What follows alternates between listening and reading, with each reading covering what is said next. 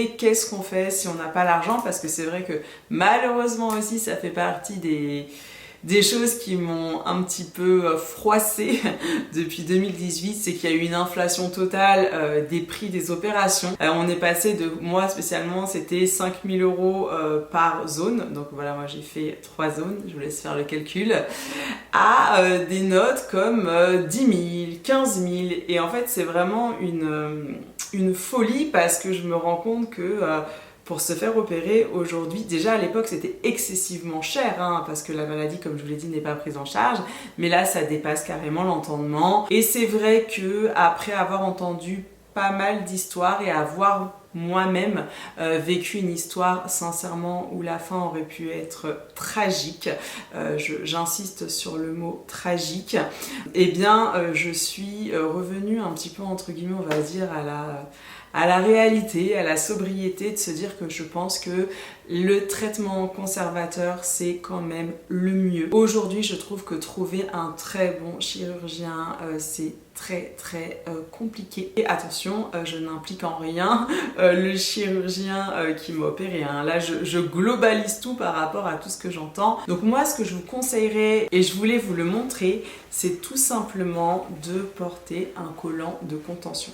Alors, il existe plein de styles de collants de contention. Vous avez des collants de contention comme celui-ci avec des tailles, ou vous avez des collants de contention que vous pouvez faire sur mesure. Là c'est vraiment vous et votre budget. Moi personnellement, et malgré l'opération, je continue de porter, donc c'est mon collant, c'est de la marque Lipoélastique. Comme vous savez, je suis partenaire avec Lipoélastique depuis de nombreuses années, mais le sujet de cette vidéo ce n'est pas de vous vendre Lipoélastique, c'est surtout de vous parler de l'efficacité d'un collant de contention. Alors forcément, moi je vais vous parler du TBFLG parce que c'est celui que j'utilise, c'est celui que je porte depuis que je me suis fait opérer. En fait, ils ont pas mal de collants en proposition sur Lipoélastique, mais c'est vrai que en ce moment, quand j'ai vraiment les jambes très lourdes, je porte donc le TBFLG parce qu'en fait, si vous voulez, son tricot, je sais pas si on se rendra compte du coup à la caméra, mais c'est un tricot qui est rectiligne et c'est ce qui est conseillé lorsque l'on est atteint donc du lipodème, parce qu'en fait ce tricot va favoriser le retour veineux, et en plus du retour veineux, ça va permettre au système lymphatique d'être beaucoup mieux drainé, et donc toute la journée vous allez avoir comme un massage on va dire de vos jambes. Et c'est vrai que je vois vraiment la différence avec et sans le collant. Ils ont 14 tailles, et en plus d'avoir 14 tailles, ils ont un paramètre qui s'appelle le low et le height, ce qui fait que tu peux choisir ton collant suivant ta taille.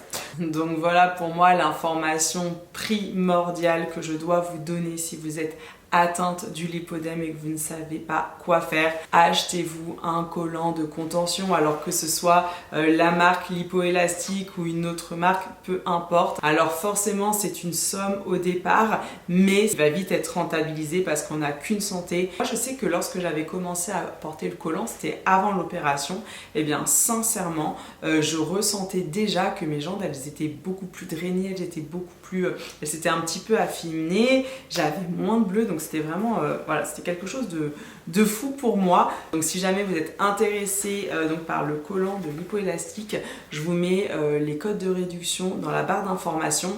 Et sachez encore une fois que pour moi hein, aujourd'hui le plus important c'est que vous achetiez un collant. Moi je vous parle de Lipoélastique, mais vous pouvez très bien prendre une autre marque. Il n'y a aucun souci, mais vraiment, première chose, porter un collant. La deuxième des choses qui va être très importante, c'est d'essayer de manger sainement.